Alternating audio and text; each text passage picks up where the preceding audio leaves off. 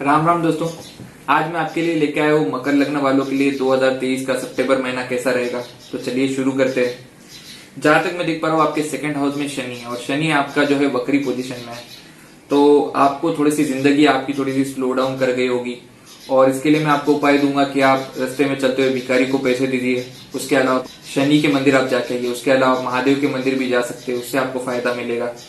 और ये जो शनि वक्री है ये लगभग 4 नवंबर तक वक्री है, तो तब तक आपकी जिंदगी थोड़ी सी स्लो चलेंगी। तो कोई बड़े फैसले होंगे तो उसे थोड़ा अवॉइड करिएगा और पैसे आने की संभावना भी बनेगी। शायद कोई एंसिस्ट्रल प्रॉपर्टी से पैसा आए, तो ये भी एक संभावना है।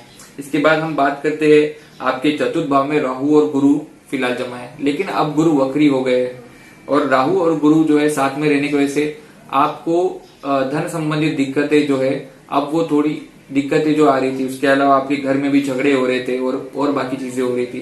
तो अब जो है गुरु भी वक्री हो चुका है। अब गुरु वक्री हो चुका है तो आपको वो भी बेनिफिट देगा, आपके जो कर्म क्षेत्र है उसके संबंधित फायदा देगा। क्योंकि चतुर्थ में बैठे हुआ गुरु जो है वो जब वक्री हो जाता है तो वो दशम का इफेक्ट देगा। ठीक है, तो दशम में गुरु है तो अगर आप पूरा एफर्ट लगाएंगे तो अब आपके काम थोड़े बनने और भी बेहतर शुरू हो जाएंगे। राहु और गुरु का जो ये कंबाइन इफेक्ट है, इसको आपको अगर रोकना है, मतलब जो ये खराब योग बने हुआ है, तो आपको यार राहु के संबंधित उपाय करने होंगे। आपको भगवान शिव के मंदिर में जाके नीले फूल अर्पण करने होंगे। आपको समुद्र के किनारे जाकर ज्यादा देर तक बैठना होगा, इससे कि आपकी राहु की जो निगेटिव एनर्जी है वो कम होगी। आपको सर के ऊपर एक तिलक लगाना होगा इस अर्घ्य चक्र पे। ये सब चीजें अगर आप करते हुए चलेंगे तो ये गुरु राहु की जो ट्रांजिट है ये आपका कुछ ज्यादा बिगाड़ नहीं पाएंगी। और वैसे भी 30 अक्टूबर के बाद राहु तो हट रहा है, राहु आपके 3rd हाउस चले जाएगा, तो गुरु आपके 4th हाउस में ही रहेगा।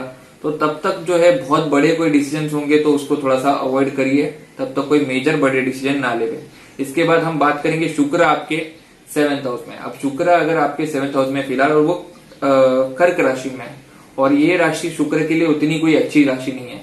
तो मैं बोलूंगा आपका स्पाउस कुछ ज्यादा इमोशनल रहेगा इस वक्त, और आपके इमोशनल झगड़े वगैरह ये सब चीजें हो सकती है। इन सब चीजों को अवॉइड करने के लिए आपको चंद्रमा संबंधित उपाय तो करने ही चाहिए। जैसे कि आपको चांदी के गिलास में पानी पीना चाहिए, आपको शुक्र के लिए कुछ उपाय करने चाहिए, आपको परफ्यूम का प्रयोग ज्यादा रखना चाहिए, आपको दही का सेवन करना चाहिए। ये सब चीजें आप करते हुए चलेंगे तो आपके लिए वो शुक्र संबंधी जो शुक्र का 7th हाउस का इफेक्ट है वो तकलीफ कम से कम देगा।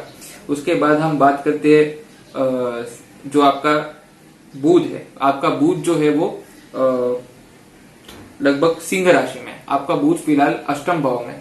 अब यहाँ आपका जो बुध है वो आपको अचानक फायदा भी देगा और अचानक नुकसान भी दे सकता है।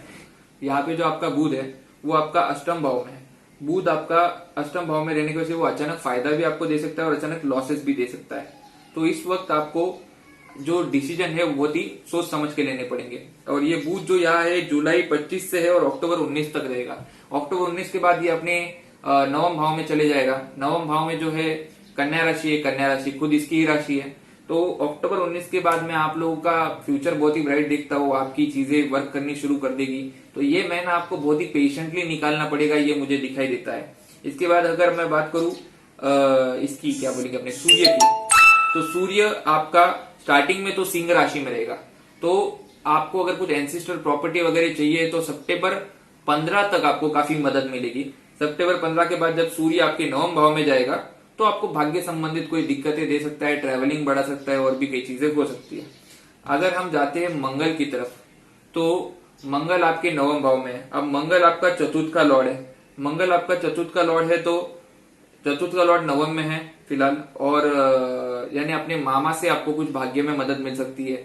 तो मामा या बड़े भाई से आपको कुछ भाग्य में मदद मिल सकती है अगर ये संबंधों को आप देख लेते तो। इसके बाद हम बात करते हैं केतु। केतु आपके 10म भाव में। केतु आपके 10म भाव में है। आपके काम जो है वो अटक के हो रहे थे। केतु क्या करता है कि आप जिस काम के पीछे हाथ धो के पड़ जाते हैं वो काम को वो अटका देता है, और फिर जब आप छोड़ देते हो तो फिर से आपका काम बनने लगता है। ऐसा आपके साथ कई बार हुआ होगा कि आपके काम अटकने शुरुआत होंगे। तो आप काले कुत्ते को रोटी खिलाना शुरू करिए, जिससे कि आपको फायदा होगा। तो केतु आपके 10म भाव में। केतु आपको अचानक कुछ प्रॉब्लम दे सकता है, जैसे आपके काम चलते चलते अटक जाएंगे। ये सब प्रॉब्लमों को अगर आपको रोकना है तो आपको गणपति की आराधना करनी चाहिए। उसके बाद आपको काले कुत्ते को रोटी खिलानी चाहिए।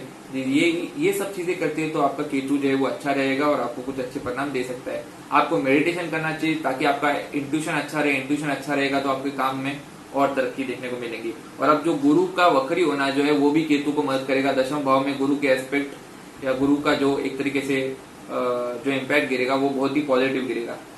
अब ये सब चीजें देखते हुए आपका ओवरऑल जो स्थिति मैं देख पा रहा हूँ वो ऐसा लग रहा है कि हाँ, ये मैंने थोड़ा संघर्ष है। अगर मुझे 100 में से मार्क देना रहता तो 100 में से 60-70 देता हूँ, लेकिन मुझे लग रहा है कि यार संघर्ष के बावजूद भी यहाँ पैसे के योग बने हुए हैं, चाहे फिर वो एंसिस्टर प्रॉपर्टी से बोलो। ओवरऑल मुझे सिचुएशन बड़ी अच्छी लग रही है। हाँ, थोड़ा सा मैं मैरिज और बाकी चीजों से लेकर यानी जो स्पाउस संबंधित जो चीजें उनको लेकर थोड़ा सा निगेटिव, तो उस बारे में आपको थोड़ा सा सामने वाले के इमोशन को समझ के कूल डाउन करके आपको बात करना पड़ेगा। और बाकी ओवरऑल अगर हेल्थ की बात करी जाए, हेल्थ भी ठीक ठीक है, मतलब ओवरऑल बहुत ही बेहतर है। लेकिन जो रिलेशन है और उसके बाद जो इन जनरल संघर्ष है वो है, तो ये महीना थोड़ा सा अच्छा निकाल लीजिए। अगला महीना जो है मैं देख रहा हूँ कि बहुत पॉजिटिव होगा। मेरे को लगता है अक्टूबर महीने में आप बहुत बड़ी तरक्की करेंगे। तो अगर आपको ये वीडियो पसंद आया है तो इस वीडियो को लाइक करिए, चैनल को सब्सक्राइब करिए। और अगर आपको कोई पर्सनल कंसल्टेशन चाहिए तो आप दिए हुए नंबर पे आप मुझे कांटेक्ट करिए और मैं आपको पर्सनल कंसल्टेशन और उसके चार्जेस से आपको डिटेल्स दे दूँगा।